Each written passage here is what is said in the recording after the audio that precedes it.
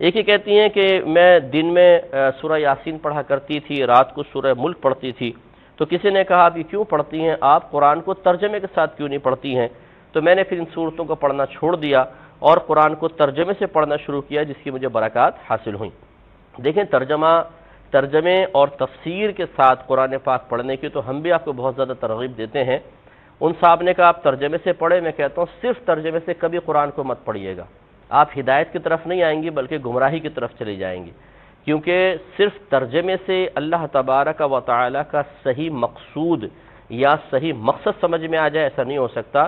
یہ سوال آیا ہے کہ عام آدمی ترجمہ قرآن پڑھ کر سمجھ سکتا ہے یا نہیں؟ یہ اصل میں میرے ایک جواب پر شاید ان کا سوال ہو۔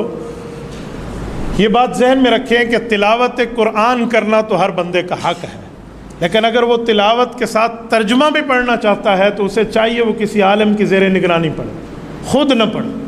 وہ خود ترجمہ پڑھنے بیٹھ جائے گا نا تو بعض مقامات ایسے آئیں گے جس جگہ وہ شکوک اور شبہات اور سوالات میں مبتلا ہو جائے گا، وہاں وہ سمجھائے گا جو تعلیمات نبویہ پڑھ چکا ہوگا، جسے احادیث پر عبور ہوگا اور شریعت کا ماہر ہوگا، وہ سمجھائے گا، ورنہ عام بندہ تو پریشان ہو جائے گا، اور ایسا پریشان ہوگا کہ اللہ نہ کرے کہیں گمراہی میں مبتلا ہو جائے، جسے قرآن کہتے ہیں یہدی بہ کثیرا ویضل بہ کثیرا، کہ قرآن کے ذریعے ہدایت ملتی ہے تو بعضوں کو گمراہی بھی ملتی ہے، تو اس گمراہی کا کیا کرو؟